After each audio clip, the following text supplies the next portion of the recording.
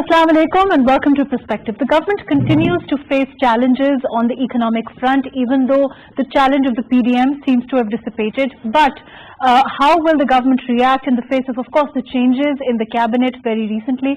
Will the challenges to the government on the economic front ease considerably? We've also seen recently the government face the challenge in the face of TLP.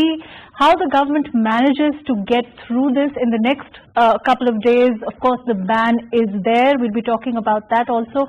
The ramifications of the ban itself and whether it will prove to be the measure needed in this kind of a situation that had developed at this time. We'll be talking about that. We'll also be talking about the opposition in that Hamza and Shahbaz Sharif are now. Of course, their bail has been granted. They're just pending signatures. Their release, will it determine a new direction of the politics as far as the opposition is concerned, or will it continue to be the same? In Karachi, we are expecting Maryam Nawaz again. It is being said that she will go in the election, Mr. Ismail, and how that actually pans out for the PMLN also remains to be seen. All of that today on Perspective. I have with me Arif Chaudhry, who's a legal expert. Thank you for joining us today. Waqas Naseem, leader PTI, thank you for joining us. Dr. Niaz Murtaza, who is a political analyst, thank you for being with us. Ji, Arif sir, the TLP, let's talk about that. The way that TLP issue has been handled, how do you see it by the government? Do you think that perhaps the way that it was dealt with was the only option? Do you think that it could perhaps have been done another way? Is it effective? I think this should have been handled in a different way because, instead of right away going towards a direct action as it looks to me, because, the deadline was approaching when they had, already a commitment from the government that they have to bring the, matter to the parliament, and they have to decide it by the parliament, the issue of French ambassador. And in the meanwhile, I don't think that there was any provocation from the other side. But the chances, naturally, one thing which is very important from that side, that, one day before, they lost election. Right. And the number game, which really matters, it had dropped in their favor. Right. So they were advised by somebody, and naturally, this is the way they have been handling things, GLP. So they jumped at their own, but provocation was not of that magnitude, which should have been handled like that. To my mind, had I been there, I would suggest that it should, first of all, you contact all the political parties, as particularly the major religious parties. Right. Bring them on board, and then start talking to the other group. Take time, and things should have been handled, in a diplomatic way. Right. Although it is very difficult to say because the other side doesn't believe in diplomacy, or so naturally things would have been worse, but it should have taken some time. It has now gone to the maximum, to the last step, which should have been the last. It started with that. They should have taken. They were too hasty. It's too hasty. And now I was listening to the speeches of the learned members of the parliament.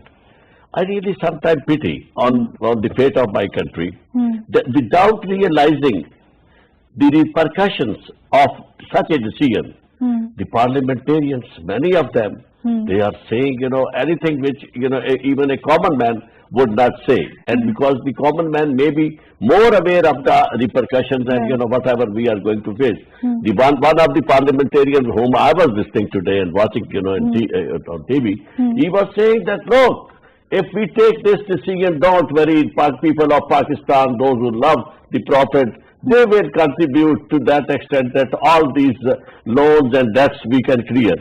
People who are not paying taxes, the nation who is not paying, their electricity bill, utility bills, and the loans, the amount of loans which has been, now so far, outstanding and, against the people of Pakistan, particularly the big barons.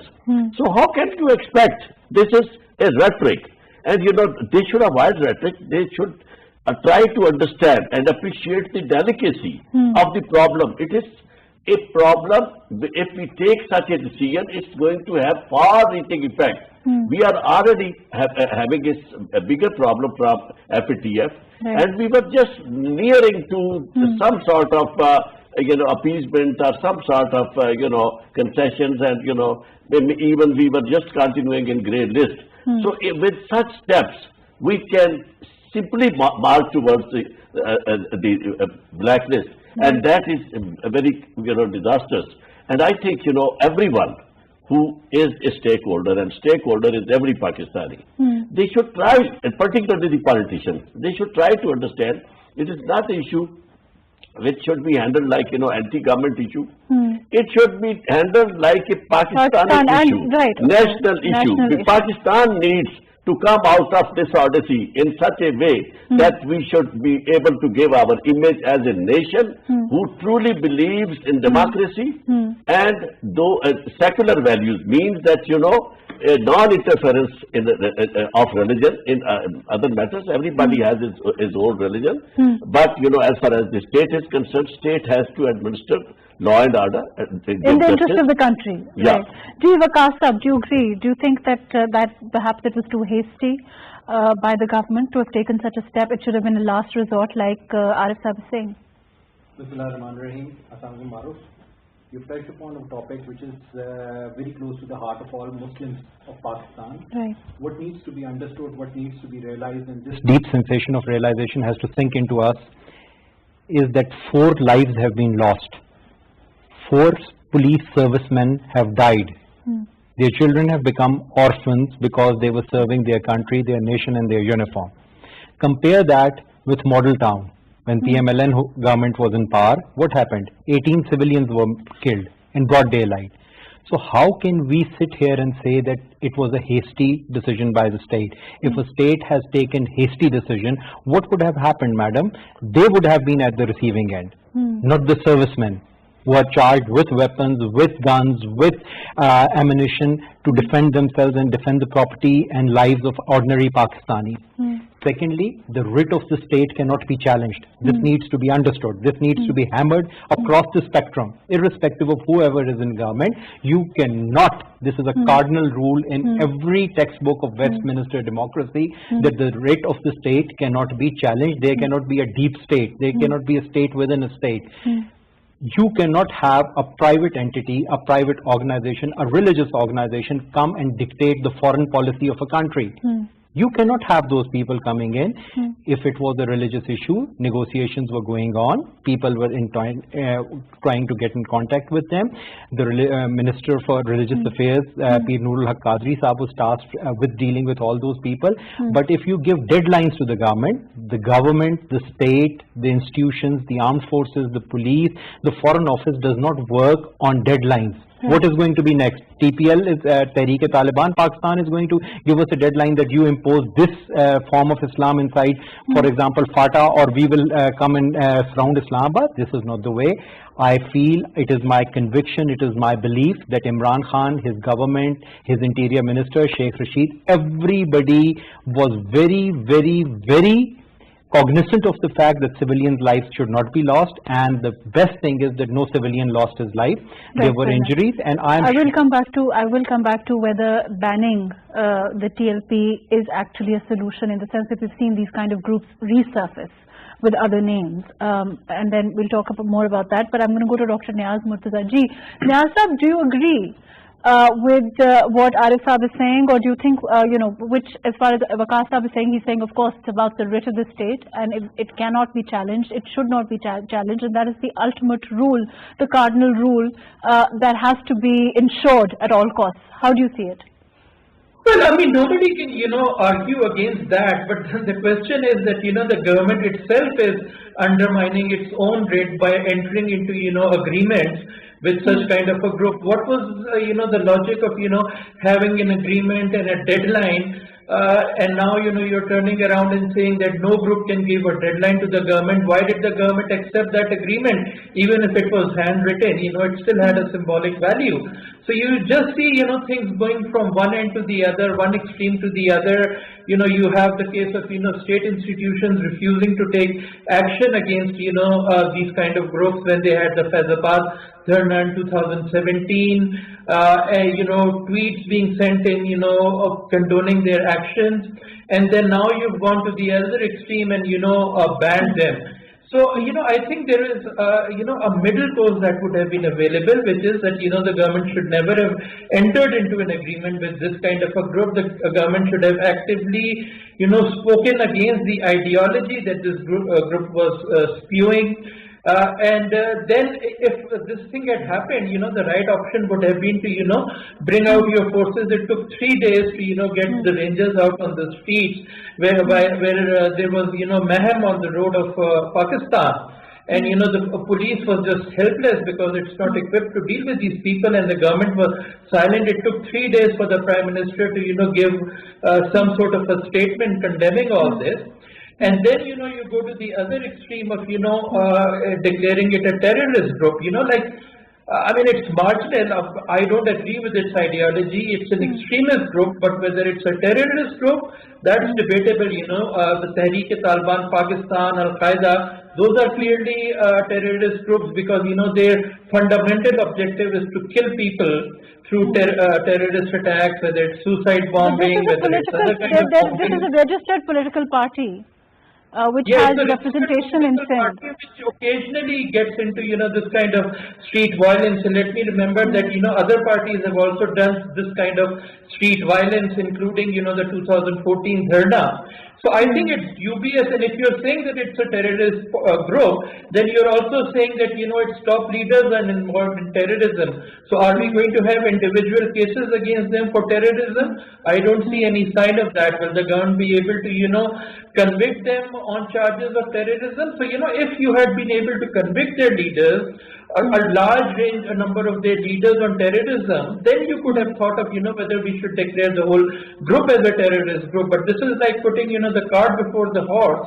So it's just one confused, strategy after another. And it's quite possible that the group will be declared a terrorist group, but no action will be taken against its leaders. And, quietly after a few months, they'll be released. And then, they'll have a chance to regroup under another name. So I don't see... Which has happened in the past with other groups. It's happened in the past. So I think this is just, to, give the good feel factor that we've been very tough, but whereas in reality, the government is not being tough at all. If it was going to be tough, it would, counter the narrative, the ideology of these kind of groups. And it would not, provide, the condonation of their activities as has happened. What action has been taken on, the Qazi Isa report, which was about TLP, and it named, state institutions, political parties. What has happened on that report? Has there been any action? If action had been taken in 2017, maybe we would not have faced this fiasco. Right. So I don't think before I go to Arif Saab. Dr. Niyaz Saab has made very pertinent points, madam, but you need to understand that if we do not talk to them, we are shown as arrogant, as stiff-necked, as the government is unwilling to talk to its own people. If we talk to them, then we are bowing to their will. No, but he's saying that you said that, of course, the writ of the state is important, but he's saying that this is not really something that's going to enforce the writ of the state.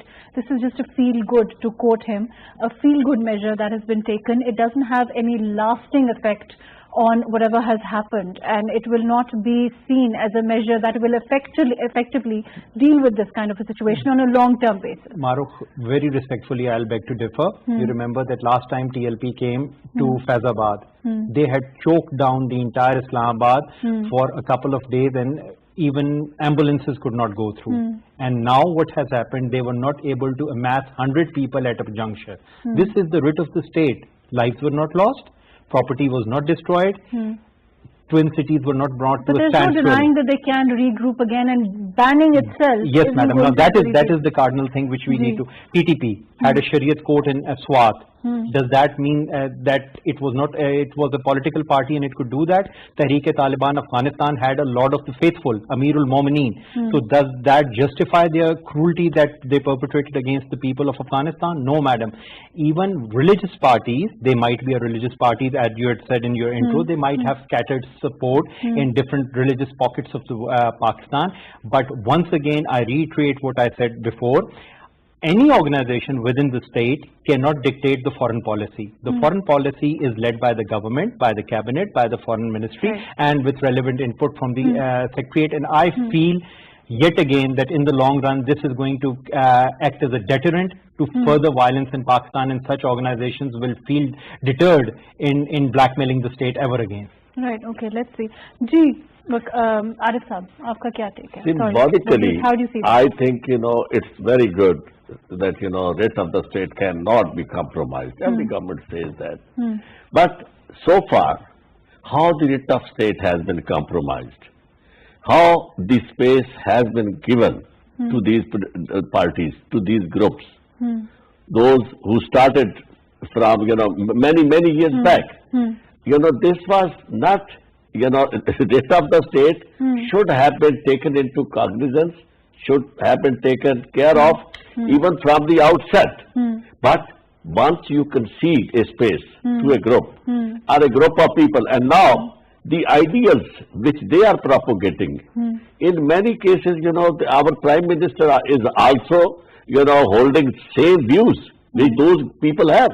You have not been able to draw a line, and that is the line that, hey, come on, it is the state which is to be run by elected representative of Pakistan. Whatever has to be decided and what decision has to be taken, that is the parliament who has to take decisions. Nobody is going to dictate.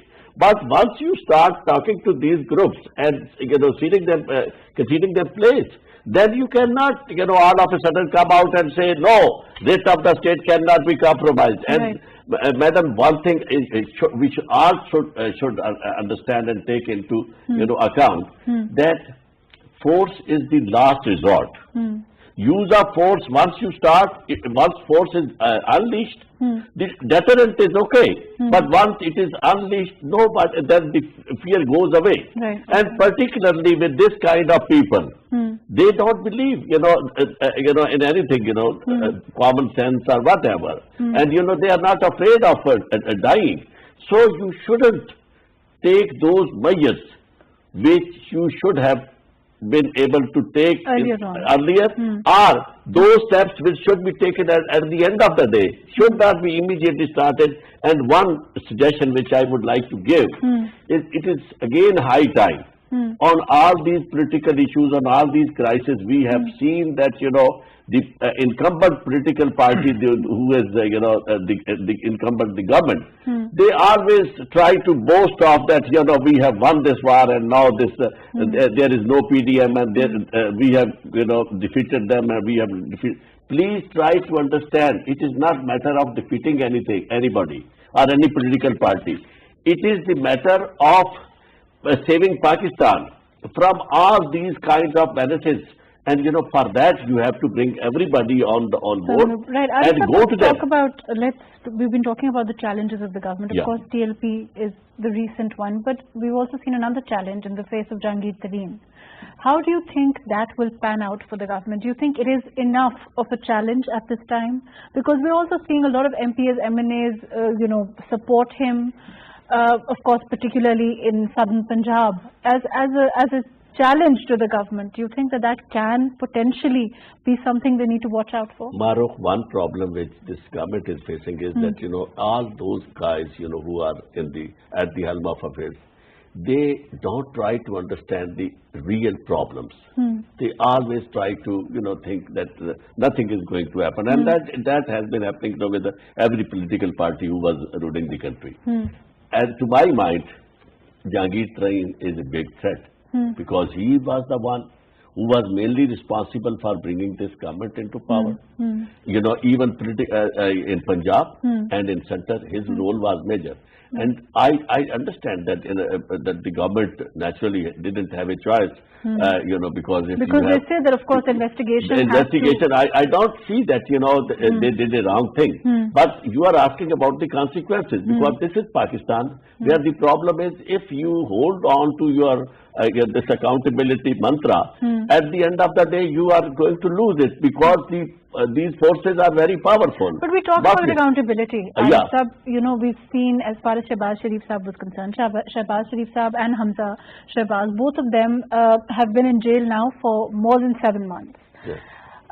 Shehbaz Sharif Saab particularly more than 7 months, and nothing has been proved against him. Madam, so we talk about no. NAB. Yeah. How if you talk about facing the courts, how fair is it, in your opinion, then, for NAB to continue to investigate when nothing can be proven for such a long span of time and the person involved has been in jail? Yeah, through PTV World, I want to bring to the notice of everyone, who is listening and watching, that bail doesn't mean that somebody has proven, innocent. Because bail is, a method. It's like handing over the custody from police authorities to, to private persons. But as far as, the conduct of NAB is concerned, that I think, has a big question, because for such a long time, if you have not been able to bring proper evidence, and you have not been able to convince the courts, that it's going to, in fact, giving a clean slate to those guys, whose cases will be, will be dealt with after a long time. I don't think that, during this regime, the cases are going to be decided. But why? Why does this happen? In your opinion, in your experience, you have such a vast experience in the legal field. Why does this happen, that NAB is perpetually unable to prove anything against anyone? For the longest time, the investigation continues, the people are in jail, they get, of course, the bail continues, or eventually they get free. And Mahrukh, that I can say only once a decision is, announced. But it has happened in other cases. No, this is not, no judgment. As far as the judgment not as far as Shehbaz Sharif or Hamza Shehbaz. Once the judgment, you cannot count, one person where, a final judgment was passed in his favor and he was cleared. But you have just said that you think that eventually this will continue and people... that's happening. And this is what I said, in your program many, maybe 2-3 years back, that, all this, accountability process, I know the courts, I know the system, and I'm very well, confident that, the people who have got ripped off the country, and they have got money, they can, do anything. Now, even bail, if you see, it is not mainly, the prosecution responsible for delay. In many cases, the court is not sitting, or in many cases, on number of times, it is the lawyers, defense lawyers, they are seeking bail, and and this argument is not acceptable in common man, which is acceptable in these special people, and that's the big problem, because they are human rights. Fundamental rights are more sacred than a common man. If many people are languishing in jail for so many years, and if you go to the court with this plea that, so far nothing has been proven, so they said that it's going on, dates and judgments. So once you, until and unless you bring this system, of accountability, I will not use the word across the board. I will use the word speedy justice. And that, trial, and you have to have the number of judges, more judges, and competent judges, and not the favorites. So, and more the prosecutors, you need to have competent prosecutors. Which takes us back to the discussion on judicial reform, which there hasn't been any. There won't be, because, you see, the parliament, they are fighting for other things. The government, they have their other issues. I never see that, in the beginning we saw that the parliamentary minister, law minister, he was saying that with so many reforms we are going to bring. And one reform they brought, in CPC, we all are suffering, the common man is suffering, the litigant is suffering. Now, instead of going to one place, for one case you have to go to 3 judges. Right, okay. And three different places. Let's talk more Yeah. about that. Ji, Vikas Sahab, do you have an answer to the way things are? Because this is what then gives the opposition the credibility to shout victimization. You know, when they go to court, when they say victimization is happening, we were dragged in jails for so long and nothing happened, nothing was proven.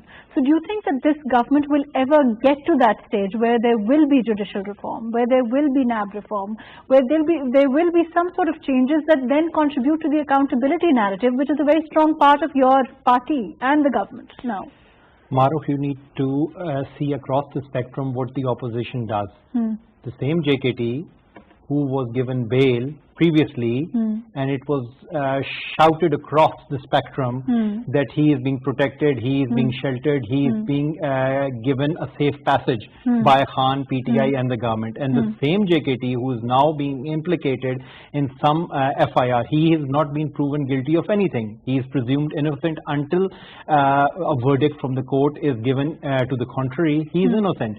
Now the same opposition parties are saying that Jahangir Tareen is an angel and perhaps he is being victimized. Now that is the hypocrisy of the opposition. Now these NAB laws, who had written these NAB laws, who has enacted these NAB processes? Are we going to get out of who? Because you know, every argument that we make, every argument that the government makes is invariably to the tune of, you know, who did this, who brought us to this point, who is responsible for the chaos today. You are now 2.5 years into the government, another 2.5 years perhaps or less than that, and you're looking at general elections. Mahrukh, we take responsibility for today. Now, when the opposition says that they are being victimized, that was your question, you need to say Do you take responsibility for price hike and inflation?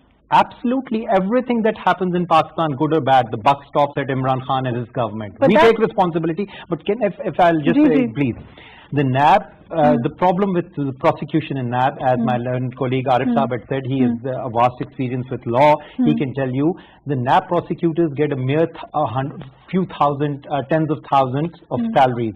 But the defense lawyers who are being hired by those amalgamation of PDM, let's say amalgamation of absconders, internationally acknowledged absconders who have siphoned off billions of public exchequer money from Pakistan to exotic locations like Cayman Islands, those people can hire lawyers who are paid tens of millions. But Vakasa, with due respect, I mean, maybe the disparity here is much larger, but the disparity all around the world exists. When we talk about government and private lawyers, that is a fact all over the world.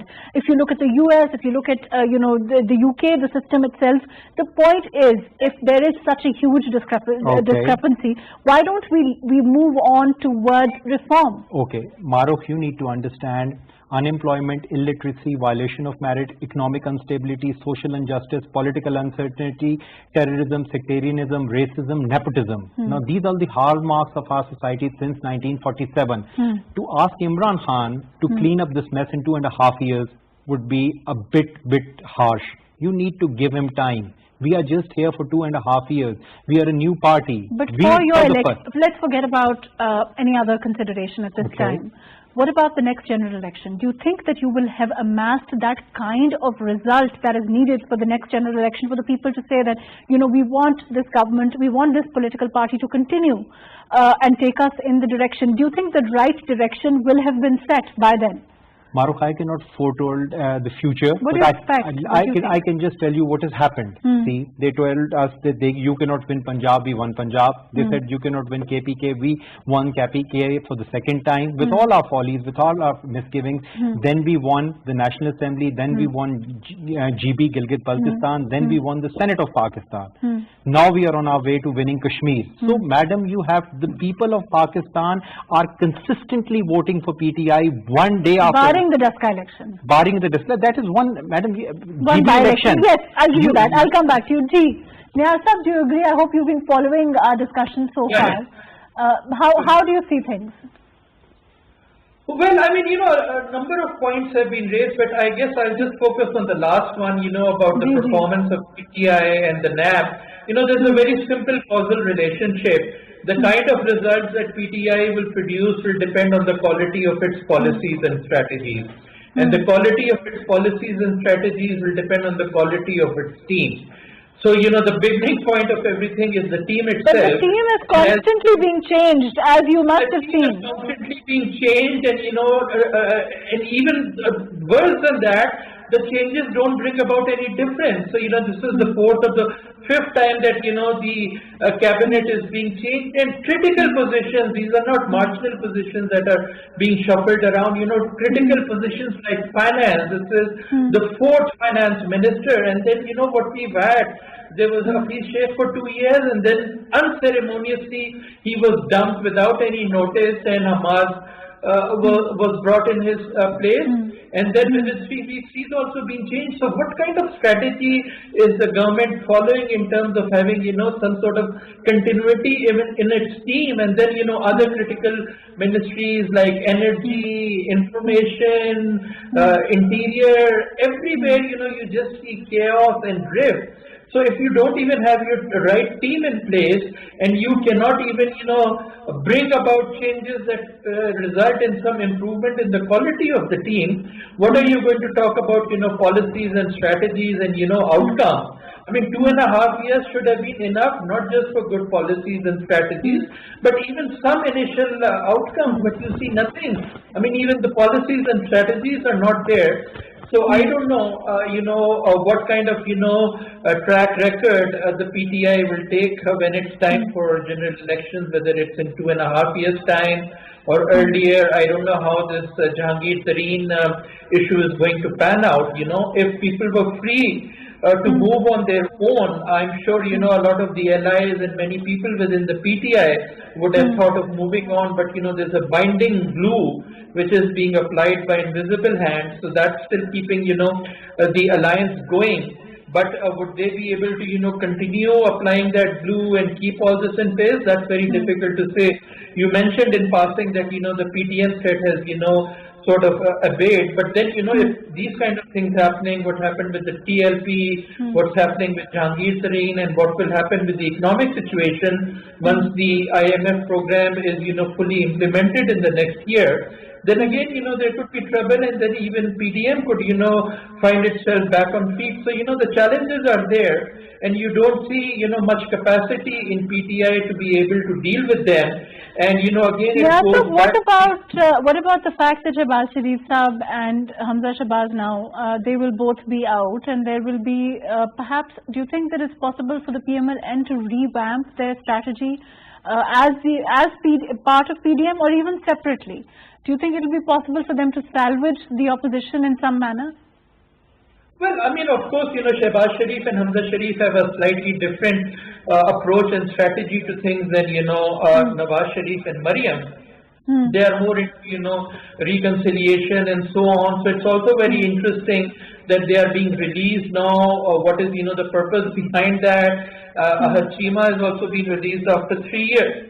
So it's very difficult to see what's going on behind the scenes, but definitely it could result into some sort of a strategy, and some people are already mentioning some sort of alliance between Shehbaz Sharif and Asif Zardari, and then Jahangir Tareen. So let's see where it leads. But, there's a lot of challenges that are coming on the way, and you don't see the capacity within PTI to really deal with the economic challenges, with the political challenges, with the foreign policy challenges. Right. Arif Saab, how do you see things? Yeah, when you come to power, there are, you have the team, you have the agenda, you tell people that this is what I maintain, this is what I stand for. And to my mind, 3 ministries: number 1, foreign affairs; number 2, interior; and number 3, this information and economic affairs, finance. These 4 ministries, I think, are real. Those ministries through home, those ministries you can show people that this is what this we have made a difference. Only 1 ministry, foreign affairs, has been consistent, and they are performing, because we are not their enemies, and we like it, that we appreciate Shah Mahmood Qureshi. He is delivering on foreign affairs front. They have delivered. But as far as all other 3 ministries are concerned, economic issue was the major issue. And that was the issue, which brought them into power. And this was all what people were hearing, listening day long and night, that we have been ripped off by those dacoits and blah. Till today, we have not seen a change in the tone. Exactly same thing, same accusations. And the difference is that, one information minister uses phraseology better than the other one, and one whom you see that he cannot connect those words properly. You remove him because, you need somebody who really has, the courage and the verbosity to malign the opposition. I don't think that, opposition doesn't need to be maligned. They should be. But for those, you really have to have your own persons, people with lot of knowledge and wisdom. Not all, even the language of this nation has been changed. And who is responsible? Starting from government, now opposition, everybody. So once you are in the government, then naturally we will not ask anything at the first instance to the opposition party, because they are, opposition. You are the government. Like the onus of the responsibility then, of course. So far, I think, they have to show some real, real substance and currency in their work and in their performance, which they have not shown. And they are not consistent in anything except the verbosity, except the accusations. Waqas Sahab, you are outnumbered, but I'll have to go to you with... No problem. My learned colleagues have said they have made something that the team is being shuffled. Imran Khan is the team captain. He is the head of the parliamentary cabinet, and he has the right to alter the batting order as per the situation. Perhaps do you think he's perhaps dealing with this too much like a cricket team? Madam, I just heard a comment, and you can make out if he's doing it or he's being compelled. Please go ahead. Dr. Saab had said very nicely that Hafiz Sheikh Saab was removed unceremoniously by Imran Khan. That did not happen, madam. What happened was that Supreme Court gave a verdict that unelected members cannot sit in the federal cabinet until they are elected. So we tried to get him elected through the Senate. He lost, and because of the 6 months time bar, he was removed. That was the verdict from the Supreme Court of Pakistan. There was no shuffling about. And in term, when abruptly he had left, now the budget was on. Hamad Azhar was temporarily given a charge. He was working that, and when a better person suited for the situation was found, he was given the assignment. Now the law... True, a lot of the price hike and inflation was attributed perhaps unfairly to Hafiz Sheikh. Madam, I will not be the spokesman for Hafiz Sheikh, but I will give you the economic indicators, and you can make out, Arif Saab can make out, and Dr. Saab can make out. Dollar was for 168 rupees. It came down to 152 rupees. 153 today. 153 today. Let's make it that. Current account deficit was in the high billions. Now it is in single digits. Financial scandals, which used to rock every successive government in the first 1 year, 2 years, are to the nil. Not even one foreign newspaper or media outlet has highlighted any financial scandal of PTI. Foreign exchange reserves are on the height. They are moving forward, and foreign remittances by overseas Pakistanis are by every month reaching a new height. Foreign direct investment, FDI, is increasing. You remember Saudi MBS came to Pakistan, His Excellency came, and he announced about $20 billion. The Qatari Crown Prince came to us and he offered us 20 billion. The same was with UAE. They offered us 11 billion. CPAC is moving very fine. Imran Khan, when he came to government, he had 6 primary goals. One was mahrukh, food security. 2, availability of clean drinking water. Healthcare, universal healthcare. 4, education. 5th, rule of law.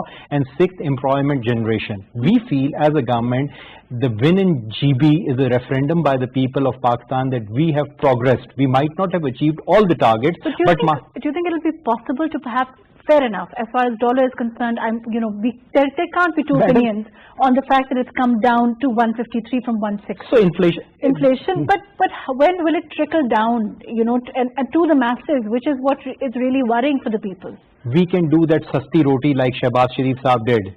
That atta was given and 1 rupee or 2 rupees roti was being given, but that was given just to 10,000 Lahoris, and the rest of the atta was being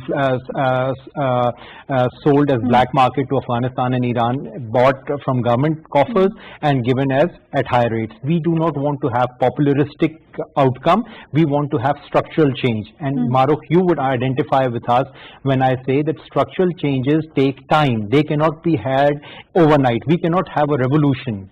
We need to go through evolution. This will take time. This will be painful. This will be difficult. We will face hardships. But the intent is clear. You have got an honorable, dignified, self-respecting, devoted, dedicated leader sitting in Bani Gala, not the Prime Minister house. He lives in his own house. He is paying for his own bills.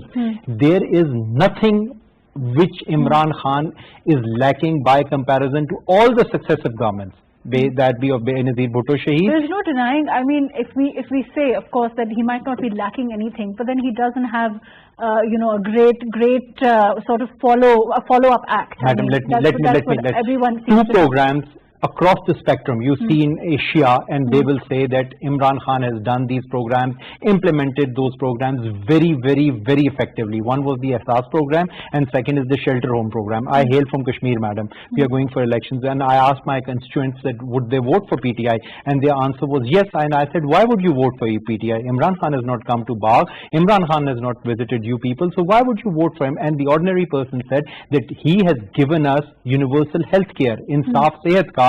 Now a poor person in Kashmir can get 1 million rupees worth of free health care from anywhere. In Rawal Hospital or in Polyclinic or in Holy Family, and that is something which is galvanizing grassroots level people. Yes, there are hardships, there are problems, there are difficulties, but Mahrukh, we are on track, and inshallah ta'ala, I think by the next elections you'll see a sea change in even Sindh. They will also vote with us. Right. Niasab, how do you think that, of course, we have seen, I'm sure you've been following the conversation, there have been changes. Of course, we've seen the dollar come down, but the trickle-down effect, which is what I've been asking Waqas Saab also, do you think it'll be possible for this government to show that, for that to translate, get down to the masses also? Perhaps that would be the real test. Yeah, what matters to the people is not, the current account deficit. What really matters to them is, the growth rate, the inflation rate, and the unemployment rate. So, if you look at the inflation rate, it's, in double digits, and it's now started to increase again. A growth rate was, negative last year, and this year it's projected to be around 2%. And, unemployment rate, we don't have a very accurate one, but if you talk to economists like Dr. Hafiz Pasha, their figures show that, millions of people have, gone below the poverty line and have been thrown into unemployment. So this is what's going to matter. And if the IMF program comes back again, then, growth is going to be put on hold again because they have very tough conditions. If you're talking about dollar, about current account deficit, we really don't need an IMF program going by, the external balance. But we are having an IMF program because of, the fiscal deficit issues. And in order to deal with that, they're going to come with, high increases in your tariff rates, electricity, gas, and a lot of new taxes. And all of that is going to, slow down growth, and it's going to mean, more unemployment for the people. So I don't see, very positive, indicators for the near future. Right. Unfortunately, that's all the time that we have. Thank you so much for joining us, Arif Chaudhry Saab. Thank you for your time. Waqas Naseem Saab, thank you for joining us today. Dr. Niaz Murtaza, thank you for being with us. As far as issues of unemployment, issues of inflation is concerned, really, of course, the trickle-down effect will determine what happens as far as the government performance is concerned, as far as issues of governance are concerned. These are what really matter to the people of Pakistan, and for that effect, that to translate to the masses is what the government is aiming at. Let's see in the next couple of months what will determine the goal of the government should be how inflation, of course, and price hike is dealt with, how unemployment is dealt with. Let's hope that the government can do something right in this direction. All of that today. Thank you so much for joining us on Perspective.